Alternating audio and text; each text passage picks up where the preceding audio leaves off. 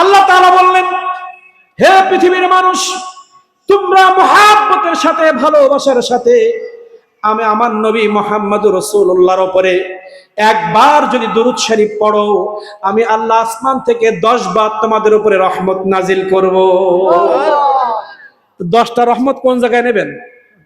ধরেন একবার মুহাব্বতে দুরূদ পড়লেন, আল্লাহ 10 বার রহমত নাজিল করবে। তা আল্লাহকে বলবেন, আল্লাহ একটা রহমত আমার বউ দেন, একটা আমার সন্তানের দেন, একটা আমার চাকরির মধ্যে দেন, একটা আমার ব্যবসার মধ্যে দেন, একটা ঘেরে দেন, একটা বিলি দেন, একটা আমার দেন। তাও তো দুটো থাকে কি? আল্লাহ বলতেছি একবার দুরূদ পড়লে 10 বার রহমত নাজিল করব। তাহলে 10 রহমত 10 জায়গায় ভাগ করে দেন। একটা মানুষের চলতে গেলে তো বিভিন্ন কাজ আছে, এটা 10 বার কেন বললেন? আল্লাহ আপনার জিন্দেগিটা রহমত দিয়ে ভরপুর করে দিবেন। এটাই দুরূদের ফজিলত। আপনি একবার নবীর উপরে মহব্বতে দুরূদ পড়বেন, আল্লাহ আসমান থেকে 10 বার আপনার উপরে রহমত নাজিল করবে। কোথায় নিবেন? সমস্ত সংসার, ব্যবসা, চাকরি এই নবীজির ওসিলা আল্লাহ রহমত দিয়ে ভরপুর করে দিবেন। এত টাকা পয়সা, এত অর্থ বিত্ত আমাদের হয়ে গেছে, আমাদের কোনো অভাব নাই, কিন্তু শান্তি নাই কেন? নবীকে মাইনাস করে ফেলেছে। আল্লাহ তাআলা বললেন, পৃথিবীর সব ইবাদতের মধ্যে আমার নবীকে আমি ফিট করেছি। আল্লাহ তাআলা বললেন, ওয়া রাফা'না লাকা যিকরাক। এবার মূল আলোচনার দিকে যাচ্ছি। যদি বসেন, এখান থেকে একটানা চলবে, কোনো ব্রেক হবে না। এতক্ষণ শুধু সাজাই গোছাই নিলাম, এবার মূল আলোচনার মধ্যে যাচ্ছি। আল্লাহ রাব্বুল আলামিন বলতেছেন, হে পৃথিবীর মানুষ, তুমি চাকরির মধ্যে শান্তি পাও না কেন জানোনি? শোনো, চাকরি করছি 10, 20, 30, 50 হাজার টাকা বেতন, তারপরও তার কাছে 10 টাকা চাইলে বলে আমি অভাবে আছি। 50 বিঘা 100 বিঘা ঘেরের মালিক। আপনি একটু যান, দেখবেন ওনার মতো অভাবী পৃথিবীতে কেউ নাই। ডিসিএসপি চাকরি করে, গিয়ে দেখবেন ওনার মতো অভাবী কেউ নাই। কিন্তু আপনি একজন ভ্যান চালকের কাছে যান, দেখবেন মুখে হাসি, পোল্ট্রি কিনে বাড়ি যাচ্ছে। কিন্তু এমন বড় বড় অফিসার আছে, মাসে একবার গোশ কপালে জোটে না, ব্যাংকের থেকে লোন নিয়ে বাড়ি করেছে। টাকার মধ্যে রাসূলের সুন্নাত মাইনাস করে দিয়েছে। একটা আয়াত দিয়ে সুন্নতের মধ্যে ঢুকবো, জীবন পরিবর্তন হয়ে যাবে যদি মানতে পারি।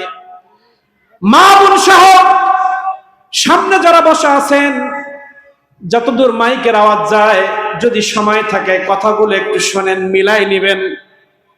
কেন আমরা রহমত থেকে বঞ্চিত? আল্লাহ রাব্বুল আলামিন বলতেছেন, একবার দুরূদে মুবারাক পড়লে 10 বার রহমত নাজিল করব। দুরূদ তো আমাদের মধ্যে এখন মিলাদ উঠে গেছে, কিয়াম উঠে গেছে, হাত তোলা উঠে গেছে। দুরূদ না পড়লে আরো ভালো হয়, কারণ পৃথিবী গবেষণা করে দেখা গেছে কোরআন থেকে মানুষকে মাইনাস করা সহজ, ইসলাম থেকে মাইনাস করা সহজ, আল্লাহ থেকে মাইনাস করা সহজ, কিন্তু পাক্কা ইমানদার যারা, রাসূল থেকে মাইনাস করা সহজ নয়। এই জন্য তারা উঠে পড়ে লেগেছে। আল্লাহ নিয়ে ব্যঙ্গচিত্র করে না কেউ, কোরআন মাজিদ নিয়ে ব্যঙ্গচিত্র নয়। পৃথিবীতে যত কাফের, মুশরিক, মুনাফিক যত বেয়াদবি ব্যঙ্গচিত্র করেছে, আমার নবীজিকে নিয়ে করেছে। কারণ তারা জানে নবী মুহাম্মদুর রাসূলুল্লাহ পৃথিবীর জমিনে যদি না আসতেন, আল্লাহ আসমান থেকে কোরআন জমিনে পাঠাইতেন না। আল্লাহ রাব্বুল আলামিনের হাবিব মুহাম্মদুর রাসূলুল্লাহ যদি পৃথিবীর জমিনে না আসতো, একটা মসজিদও খুঁজে পাওয়া যাইতো না। আল্লাহ রাব্বুল আলামিন নবী মুহাম্মদুর রাসূলুল্লাহকে যদি পৃথিবীর জমিনে না পাঠাইতো, জাহেলি যুগের মধ্যে কন্যা সন্তানদেরকে সবাই গজব মনে করত। জাহেলি যুগে যেমন কন্যা সন্তানকে জ্যান্ত পুঁতে ফেলতো, এখনো সেই কাজ চলতো। কিন্তু ফেসবুক, ইউটিউব খুললে দেখা যায় ছোট্ট ছোট্ট মেয়েদের উপরে নির্যাতন, স্ত্রীদের উপর নির্যাতন, বান্ধবীর উপরে নির্যাতন, কেউ প্রেম করে নির্যাতন করে, কেউ বিয়ে করে, কেউ সন্তানের করে। ওই জাহেলি যুগের রক্ত কিছু কিছু মনে হয় বাংলাদেশও আছে। নবী মুহাম্মদুর রাসূলুল্লাহ যদি পৃথিবীর জমিনে না আসতো, নারী জাতি বোরকা খুঁজে পেত না। যে বোরকা পরার কারণে পৃথিবীর মানুষগুলো তাকে স্যালুট দেয়, মা বলে ডাকে, বোন বলে ডাকে, ইজ্জত দেয়, সম্মান দেয়। একজন যদি বোরকা ছাড়া মাথার চুল বের করে মেকআপ করে রাস্তা দিয়ে যায়, সবাই বলে ম্যাডাম আসেন চা খান। কিন্তু বোরকা দিয়ে সুন্দর করে সেজে গেলে সবাই বলে অমুকের মেয়েটা কত ভদ্র, দেখো আল্লাহ তাকে জান্নাত নসিব করুক। আর ওই বেগানা মহিলাকে ডেকে চা খাওয়ালে কি হবে? দুইটা একসাথে জাহান্নামে যাবে। বেগানা মহিলা মা, আপনারা যদি মাথার চুলটা ফেরে মেকআপ করে রাস্তা দিয়ে যান, শয়তান যেমন আপনাকে দেখে লজ্জা পায়, আল্লাহ লানাত আপনার উপরে বর্ষণ হয়, এলাকার মানুষগুলো আপনাকে গালি দেয়। আর যখন আপনি বোরকা পরে মাথার চুলটা ঢেকে আদবের সাথে রাস্তা দিয়ে যাবেন, আল্লাহর ফেরেশতা বলবে জান্নাতি মেয়ে যাচ্ছে। আল্লাহর ফেরেশতারা আল্লাহর কাছে আপনার জন্য দোয়া করবে। ওই রাস্তার মাটিগুলো আল্লাহর কাছে দোয়া করবে, আল্লাহ তোমার জান্নাতি বান্দি যায়, তাকে তুমি মাফ করো। কোন মেয়েরা যদি বোরকা পরে সতীত্ব রক্ষা করে কোন রাস্তা দিয়ে হেঁটে যায়, রাস্তার মাটিগুলো আল্লাহর কাছে তার জন্য ক্ষমা চায়, ডাইনের গাছপালাগুলো আল্লাহর কাছে ক্ষমা চায়। সবাই পৃথিবীর ফেরেশতা সবাই ওই মেয়ের জন্য দোয়া করে। শুধু তাই নয়, ওই রাস্তার পাশে বসে থাকা মানুষগুলো তার জন্য দোয়া করে। আর মাথার চুল খুলে মেকআপ করে বেপর্দায় বুকে ওন্না নাই আপনি রাস্তা দিয়ে হাঁটবেন, জমিনের মাটি বলবে আল্লাহ তুমি একটু হুকুম দাও মাটির তলে ওকে গেড়ে দেই, তাহলে মাটিও আপনার বিপক্ষে গেল, গাছপালাগুলো আপনার বিপক্ষে গেল। এমনকি আপনার প্রতিবেশী দূর থেকে বলবে একটা বেয়াদব মেয়ে জন্ম দিয়েছে, তাহলে দুনিয়ার মানুষগুলো আপনাকে গালি দিল, ফেরেশতারা আপনাকে গালি দিল, আল্লাহ তাআলা আপনার উপরে লানত নাজিল করলো। আর বোরকা পরলে জমিন আপনার পক্ষে, গাছপালা আপনার পক্ষে, আসমান আপনার পক্ষে, ফেরেশতা আপনার পক্ষে, এলাকার মানুষগুলো আপনার পক্ষে, আল্লাহ তাআলা আপনার পক্ষে। ঠিক কিনা? ভালো লাগে শুনবেন? আল্লাহ রাব্বুল আলামিন বললেন ওয়ারাফা'না লাকা যিকরাক। আলোচনায় ঢুকতেছি। ওয়ারাফা'না লাকা যিকরাক, সূরা আলাম নাশরাহ। আল্লাহ তাআলা বললেন হে নবী মুহাম্মদুর রাসূলুল্লাহ, আপনার ইজ্জত আমি এমন উঁচু মাকাম দিয়েছি, আপনার আলোচনা, আপনার সম্মান, আপনার ইজ্জত আমি আকাশচুম্বী করেছি। পৃথিবীর সবাই মিলে যদি আপনার ইজ্জত নিয়ে টানাটানি করে, 1 ইঞ্চি ইজ্জত কমাইতে পারবে না। পৃথিবীর সবাই মিলে যদি আপনার ইজ্জত বাড়াইতে চায়, 1 জাররা পরিমাণ বাড়াইতে পারবে না। পৃথিবীর মানুষ যদি আপনার ইজ্জত করে, তার ইজ্জত সমাজে বাড়বে, আপনার বাড়বে না, তার বাড়বে। আপনার যদি কমায়, তার কমবে, আপনার কমবে না। ইজ্জত দিয়েছেন কে? আল্লাহ রাসূলের ইজ্জত দিয়েছেন কে? আল্লাহ তাআলা ওয়ারাফা'না লাকা যিকরাক, আপনার আলোচনা, আপনার সম্মান, আপনার মর্যাদা আমি আকাশচুম্বী করেছি। যে আপনার আলোচনা বেশি করবে, যে নবী বেশি করবে, সমাজের মধ্যে তার সম্মান আমি বাড়িয়ে দিব। ইদা যুকিরতু যুকিরতা মাই। আর আল্লাহ রাসূল এই আয়াতের ব্যাখ্যায় বললেন মান যাকারানি যাকারাল্লাহ। মান মানে যে ব্যক্তি, যাকারানি আমি নবী আমার জিকির করবে, যাকারাল্লাহ সে যেন আল্লাহর জিকির করলো। কে বলছেন? নবী বলছেন আমার নাম যে জপলো, সে যেন আল্লাহর নাম জপলো। মুহাম্মাদের নাম জপেছিলি বুলবুলি তুই আগে, মুহাম্মাদের নাম জপেছিলি বুলবুলি তুই আগে। তাই কি রে তোর কণ্ঠের সুর এতই মধুর লাগে, ওরে এতই মধুর লাগে। ভালো লাগে না? ওয়ারাফা'না লাকা যিকরাক। দেখেন মসজিদে নামাজে শান্তি নাই, ঘরে সংসারে শান্তি নাই, ব্যবসায় শান্তি নাই। কেন? আল্লাহ বললেন আমার ইবাদতের সাথে আমার নবী না থাকলে ওখানে কোনো রহমত থাকবে না। বিবাহ করা আমি কারোর জন্য সুন্নত করেছি, কারোর জন্য ওয়াজিব করেছি, আমি প্রেক্ষাপট অনুযায়ী বিবাহ হারাম করেছি। অনেকের জন্য বিবাহ করা হারাম, অনেকের জন্য বিবাহ করা সুন্নাত, অনেকের জন্য বিবাহ করা ওয়াজিব, অনেকের জন্য বিবাহ করা ফরজ। আল্লাহ তাআলা বললেন, তুমি বিবাহ করে বউ নিয়ে শান্তিতে থাকবা, আমার নবীর সুন্নত না থাকলে বিয়ে করিও শান্তি হবে না। ব্যবসা করবা, ব্যবসার মধ্যে নবীর সুন্নত না হলে শান্তি হবে না। চা লাগবে না, যদি বসে তাহলে চলবে না, বন্ধ হয়ে যাবে। চা লাগবে না, তারপরেও ফজরের নামাজ কাজা করে দেরি হবে না। কটা বাজে? 12টা বেজেছে, আর 10-15 মিনিটের মধ্যে শেষ হয়ে যাবে। আপনারা চাইলেও হবে না,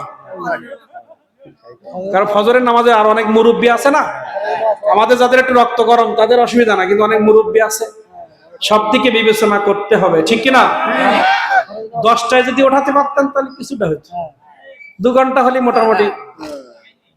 আমাকে এখন অল্প বয়স না, 3-4 ঘন্টা কোনো ব্যাপার না, কিন্তু বয়স হয়ে গেলে তখন 45 মিনিট 40, এর বেশি চলবে না। এই জন্য বয়স থাকতে যত প্রেম করব, বয়সকালে না করলে এটাই ঘাটতি পূরণ করবে। রাসূল সাল্লাল্লাহু আলাইহি ওয়াসাল্লাম বলছে, যুবক বয়সে যে বেশি বেশি ইবাদত করবে, বৃদ্ধ বয়সে না করলেও যুবক বয়সের ইবাদত ওই বুড়ো বয়সের ইবাদতের ঘাটতি পূরণ করবে। কারণ বয়স হয়ে গেলে ঘুম আসে, সূরা ফাতিহা না পড়ি নামাজ হয়ে গেছে। তা আল্লাহ তাআলা বলতেছে, যুবক বয়সে যদি সুন্দর সূরা ফাতিহা পড়ে যুবক তুমি নামাজ পড়তে পারো, বৃদ্ধ বয়সে সূরা ফাতিহা না পড়লে আল্লাহ লিখি ফেলবে, পড়িছে। কারণ বৃদ্ধ বয়সে আমরা যে পারবো না এটা জানে কে? এজন্য যুবকদের ব্যাপারে আল্লাহ তাআলা বলছে, 7 শ্রেণীর ব্যক্তি আল্লাহ তাআলা হাসরের মাঠে আল্লাহর আরশে কুরসিতে বসে ডান পাশে আর বাম পাশে দাঁড় করিয়ে পৃথিবীবাসীর কাছে পরিচয় করায় দিবে 7 শ্রেণীর ব্যক্তিকে। তার মধ্যে প্রথম আসছে যিনি ন্যায় বিচার করবে, যিনি সমাজে ন্যায় বিচার করবে। এই ন্যায় বিচারককে আল্লাহ তাআলা হাসরের ময়দানে বলবে, এই হচ্ছে ন্যায় বিচারক, তোমরা সবাই তাকে চিনে রাখো, এ জান্নাতি। দ্বিতীয় নাম্বার হচ্ছে যে যুবক তার যৌবনকে আল্লাহকে দিয়ে দিয়েছে, সে আজান হলে মসজিদে যাবে, বেগানা মহিলারা রাস্তা দিয়ে গেলে আস্তাগফিরুল্লাহ পড়ে মাথা নিচু করে চলে যাবে। এখন তো চলে যাওয়া দূরই কথা, শুধু একটু ডাকলি হয়, ডাকাও লাগে না, তারাই বাড়াচ্ছে। আগে তো আমাদের জামানায় আমাদের ডাকলেও যেতাম না, আমাদের যে বয়স গেছে, আর এখন ডাকা লাগে না, পিছনে চান্সে থাকে, একটু মুখ ফেরাইলেই হয়, যে কোনো কায়দায় বাস করে ফেলাবো। এরকম করলে এই যুবকদের জন্য না, যে যুবক তার চোখকে হেফাজত করছে, তার অন্তর তার লজ্জা স্থানকে হেফাজত করছে, 5 ওয়াক্ত নামাজ আদায় করেছে, এই যুবক যদি যৌবন বয়সে মারা যায়, সঙ্গে সঙ্গে আল্লাহ জান্নাত দিবেন। হাসরের মাঠে পৃথিবীবাসীকে বলবে, ওই আব্দুল সালাম, আব্দুর রহমান, ওই মাদার বাড়িয়া, ওই কুল্লার ওই 5 জন যুবক, তারা তাদের জীবন বাজি রেখে আমার গোলামি করেছে, সবাই তাদেরকে চেনো, আজকে জান্নাতে দেব, তার আগে সবার সাথে পরিচয় করায় দেব। এভাবে 7টা নাম আছে, ওদিকে যাচ্ছি না। তা আজকে আমাদের শান্তি নেই কেন? মসজিদে যাচ্ছি ফরজ আদায় করতে, কিন্তু ঢোকার সময় মসজিদে ঢোকার সময় 5টা সুন্নত আদায় করতে বলেছেন আমার নবী, আল্লাহ বলে নাই। 5টা সুন্নত কি? বিসমিল্লাহ বলে ঢুকতে হবে, ডান পা আগে দিতে হবে, আল্লাহুম্মা আফতাহ লি আবওয়াব রাহমাতিক বলতে হবে, আমার দয়ার নবীর উপরে দুরূদ শরীফ পড়তে হবে। 5 নাম্বার ইতিকাফের নিয়ত করতে হবে। ইতিকাফ মানে রমজানের 10 দিন, রমজানের 1 দিন, এবং ওয়াজিব ইতিকাফ মানতের ইতিকাফ 1 দিন বা 2 দিন বা 3 দিন। যখনই আপনি 10 দিন করেন, 1 দিন করেন আর 3 দিন করেন, ওই ইতিকাফের সময় এমন ভাবে নিয়ত করতে হয়, এই 10 দিন পৃথিবীর কাউকে আমি চিনি না, আমি আল্লাহকে চিনি, আমি আল্লাহ ছাড়া আর কারোর সাথে কথা বলবো না। মসজিদে ঢুকবে আর চাঁদ ওঠার আগ পর্যন্ত কারোর সাথে কথা নাই, আমি আল্লাহকে ছাড়া কাউকে চিনি না, আমি আল্লাহর প্রিয় বান্দা হওয়ার জন্য ইতিকাফে এসেছি, এই নিয়ত করে ইতিকাফে যেতে হয়। তাহলে ওটা তো রমজানের ইতিকাফ। আর মসজিদে 5 ওয়াক্ত নামাজে ঢোকার সময় যে ইতিকাফের কথা আছে, এটা 15 থেকে 20 মিনিটের ইতিকাফ। আমি মসজিদে ঢুকলাম, যতক্ষণ নামাজ শেষ না হবে, আমার ডাইনে চেয়ারম্যান কি বায়ে মেম্বার আমি চিনি না, আমার ডাইনে ভ্যান চালক না আমার চাচা না খালু আমরা চিনি না। আজকে যদি ইতিকাফের নিয়ত করে মসজিদে যেতে পারতাম, তাহলে আমার ডাইনের কে আছে বায়ে কে আছে আমি জানতাম না। আমরা ইতিকাফের নিয়ত করি না বিধায় বামে যদি দেখি আমার শত্রু, আমি উঠে ওই লাইনে চলে যাই, আর বামে যদি থাকে ফকির চেয়ারম্যান উঠে আরেক জায়গায় চলে যায়, ওই গরিবের পাশে আমি দাঁড়াবো।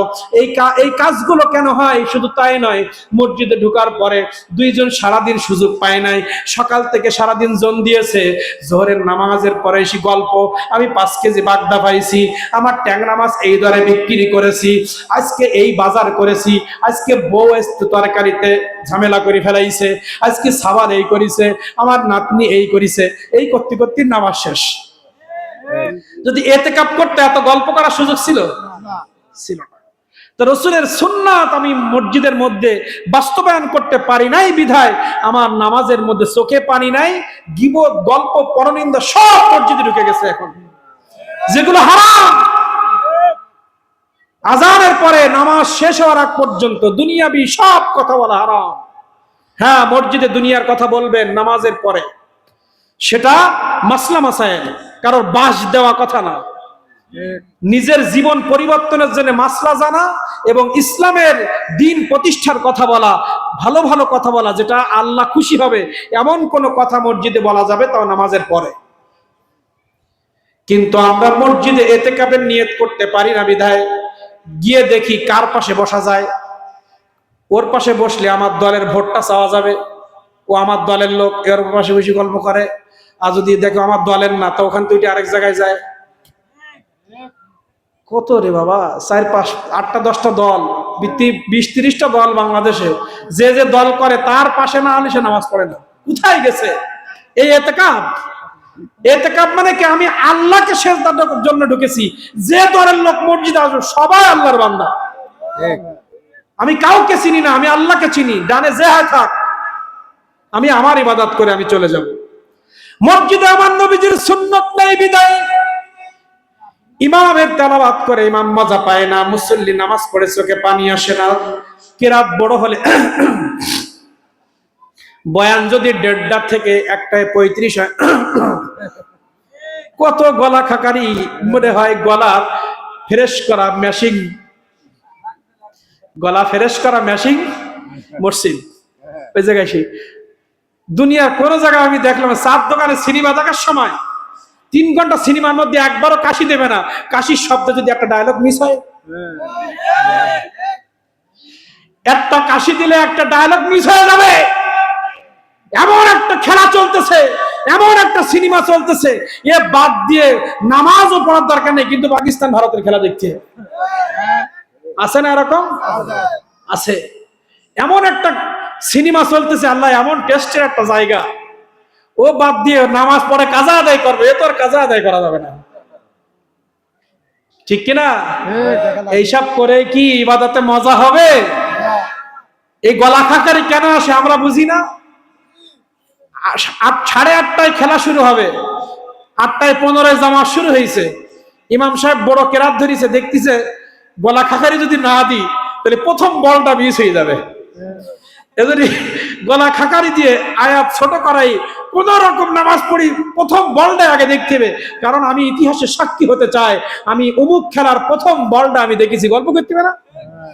পদ্মা সেতু যখন হয়েছে তখন কেউ পেশাব করে উদ্বোধন করেছে, কেউ নাক খুলে উদ্বোধন করেছে, আবার কেউ 90-এর উপরে গাড়ি চালায় অ্যাক্সিডেন্ট করে জীবন দিয়ে উদ্বোধন করেছে। কেউ চিন্তা করেছে পদ্মা সেতুর প্রথম দরজা খুলে দিয়েছে, আমি পেশাব করে ইতিহাস সাক্ষী হব, পদ্মা সেতুতে প্রথম পেশাব করেছে অমুক। স্ক্রু একটা ঢেলা দিয়ে সে পৃথিবীর ইতিহাসে সাক্ষী হবে, পদ্মা সেতুর প্রথম নাট ঢেলা আমি করেছি। প্রথম যে গাড়ি চালা অ্যাক্সিডেন্ট করেছিল তার রিপোর্টটা ফেসবুক ইউটিউবে দিয়েছিল, 90+, 95+ গাড়ি চালা, আবার ভিডিও করেছে সামনে। ও জানে আমার অ্যাক্সিডেন্ট হবে, তারপরে ও 95-এর উপরে চালাইছে কেন? পদ্মা সেতুর ওপরে সর্বপ্রথম 90-র ওপরে মিটার তুলেছি আমি। সারা জীবন মানুষ আমার নাম করবে। কিন্তু এই বান্দার তো উচিত ছিল জীবনে আজান হবে, মসজিদে যাব, পৃথিবীর ইতিহাসে সাক্ষী হয়ে যাবে আমি কোনোদিন জামাত কাজা করি নাই। জীবন যাবে, মিথ্যা বলবো না, আমার একজন প্রতিবেশীও বলতে পারবে না আমি জীবনে মিথ্যা বলেছি। এর জন্য পরিকল্পনা করা, কি করা? সুন্নতের বাস্তবায়ন করতে হলে পরিকল্পনা ছাড়া হবে না। এই যে জায়গাটা কার বলেন? এই জায়গাটা কার? দুনিয়াবি কার? আল্লাহ তো আছে। এই কার জায়গা? এটা কার? নাম কার? আব্দুল আহাদ চাচা বা ভাই। এই জায়গাটা তিনি কিনেছেন, এই গাছগুলো লাগিয়েছেন কেন? দখল করার জন্য। ওনার কাছে শুনবেন এই জমির দলিল আছে কিনা। একটা মানুষ বাপ মা থেকে পাক আর ব্যবসা করে টাকা জমিয়ে হোক আর চাকরির টাকা জমিয়ে হোক, যখন 5 কাঠা 10 কাঠা জমি কেনে, ওই জমিটা প্রথম দলিল করে, তারপরে মিটিশন করে, তারপরে খাজনা দেয়, দিয়ে সুন্দর করে আলমারিতে তুলে রাখে। কারণ মিটিশন না করলে আরেকজন দখল করে নিতে পারে। সেখানেই সমাপ্ত নয়, ওই জমি চারিদিক দিয়ে দেওয়াল দেয়, যেন এর মধ্যে কেউ এসে ঘর না বানাইতে পারে। গাছগুলো লাগাইছে কেউ যেন দখল না দিতে পারে। তাহলে বাবা, দুনিয়ার মধ্যে আল্লাহ তাআলা আপনাকে 5 কাঠা 10 কাঠা 1 বিঘা জমি দিয়েছে। এই জমিটা যত ভালোবাসেন বিধায় এত যত্ন করে আপনি রাখলেন, এটাও তো আল্লাহর নিয়ামত। আল্লাহ আপনাকে রক্ষা করতে বলেছেন।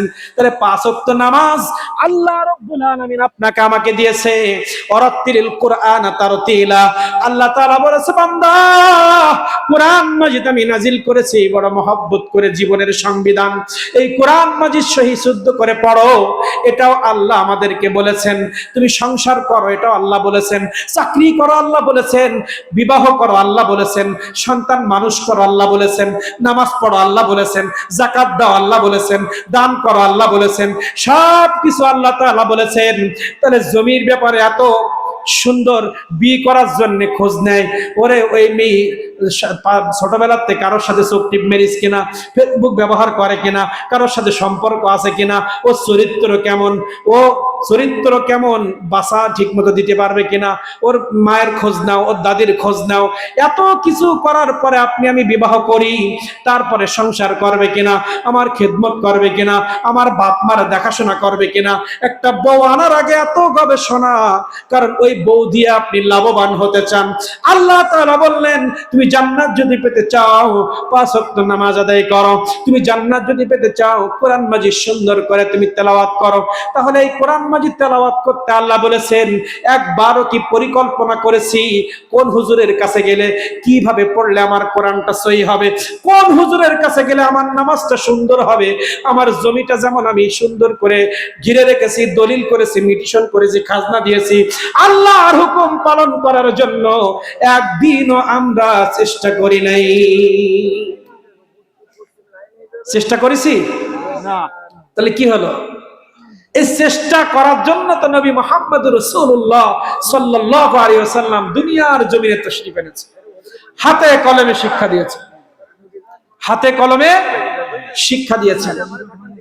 তাহলে এই পরিকল্পনা আমাদের করতে হবে যে কিভাবে আমি যুবক আমার যৌবনকে হেফাজত করা যায়। একটা নোট তৈরি করতে হবে। আমরা বিসিএস ক্যাডার হওয়ার জন্য নোট করি, এসএসসিতে গোল্ডেন পাওয়ার জন্য সুন্দর নোট করি, এইচএসসিতে গোল্ডেন পাওয়ার জন্য সুন্দর নোট করি, ডাক্তারিতে ভালো রেজাল্ট করার জন্য সুন্দর নোট করি যে আমি ভালো ডাক্তার হব, ইঞ্জিনিয়ার হব, আমি গোল্ডেন এ প্লাস পাবো। এর জন্য শিক্ষকের পরামর্শে আপনি নোট করেন, কিন্তু কোন আলেমের পরামর্শ নিয়ে নামাজ সুন্দরের জন্য একটা নোট কি আপনি দেখাতে পারবেন? নামাজের ওয়াজিব কয়টি, সুন্নত কই, নোট করা লাগবে না, বাজারে বই আছে। আপনার ক্লাসের বই ফাঁকে আপনি একটা নামাজ শিক্ষা ঢোকায় রাখেন। মা বোনরা, আপনাদের ইজ্জত ঠিক রাখার জন্য আপনার বাড়ির ভিতরে ফাতেমা রাদিয়াল্লাহর একটা জীবনী কিনে রাখেন, আপনার চরিত্র সুন্দর হয়ে যাবে। মা ফাতেমা ক্ষুধার যন্ত্রণায় বাড়ি কাঁদতেছে, হাসান হোসেন কাঁদতেছে। আমার নবী বাড়ির পাশ দিয়ে যাচ্ছে, নবী দেখলো আমার কলিজার টুকরা সন্তান, যে নবী উহুদ পাহাড়কে সোনা হওয়ার হুকুম দিলে আল্লাহ সোনা করে দিতেন, সেই নবীজির বাড়ির মানুষগুলো না খেয়ে আছে।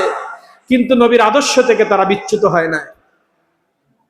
সাহাবা একরাম মরুভূমিতে উলঙ্গ করে শোয়াই দিছে, ইমান বিক্রি করে নাই। আর আমরা এখন 100 টাকায় 200 টাকায় একটা চা একটা পানে ইমান শেষ। আর এখন সব জায়গায় তো জান্নাতের টিকিট বিক্রি হচ্ছে, এগুলো তো আপনারা জানেন। অনেক সহজ হয়ে গেছে জান্নাতে যাওয়া এখন, কিন্তু সাহাবীদের কাছে জান্নাত এত সহজ ছিল না। সাহাবীদের যুগে জান্নাত এত সহজ ছিল না, বহু কঠিন ছিল।